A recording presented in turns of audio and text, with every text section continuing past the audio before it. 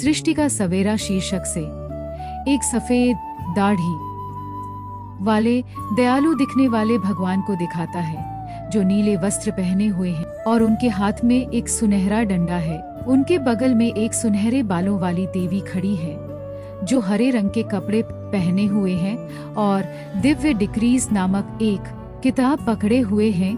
वे एक छोटे से हरे भरे ग्रह की ओर इशारा कर रहे हैं जो उनके बीच तैर रहा है, जहाँ से एक छोटा सा पौधा उग रहा है। पृष्ठभूमि में तारे और चमकती हुई रोशनी के साथ एक नीला आकाश है जो एक नई शुरुआत का सुझाव देता है।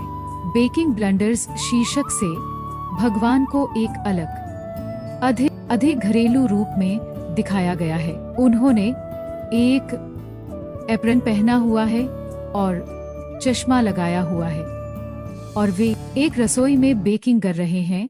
उनके सामने एक मेज पर बड़ा अधपका केक रखा है जिसमें से भाप निकल रही है। भगवान के चेहरे पर एक चंचल अभिव्यक्ति है और उनके सिर के ऊपर एक भाषण बुलबुला है जिसमें लिखा है बेकिंग ब्लंडर्स। उनके बगल में एक छोटा बादल जैसा प्राणी है जो उन्हें देखकर हंस रहा है।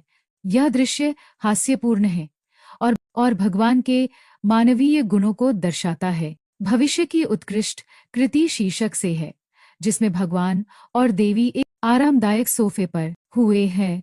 भगवान एक पुस्तक पकड़े हुए हैं जिसका शीर्षक है देवी योजनाएं और देवी एक टैबलेट पर कुछ देख रही। उनके सामने एक कॉफी टेबल पर 2 मग रखे हैं। पृष्ठभूमि में एक आरामदायक कमरा है और कैप्शन कहता है हमारी कहानी जारी है। ये दृश्य एक शांत और शांतिपूर्ण भविष्य का सुझाव देता जहां उनकी रचना की कहानी अभी भी चल रही। ये कहानी भगवान को एक निर्माता, एक हास्यपूर्ण बेकर और अंत में एक पर्यवेक्षक के रूप में दर्शाती है जो अपनी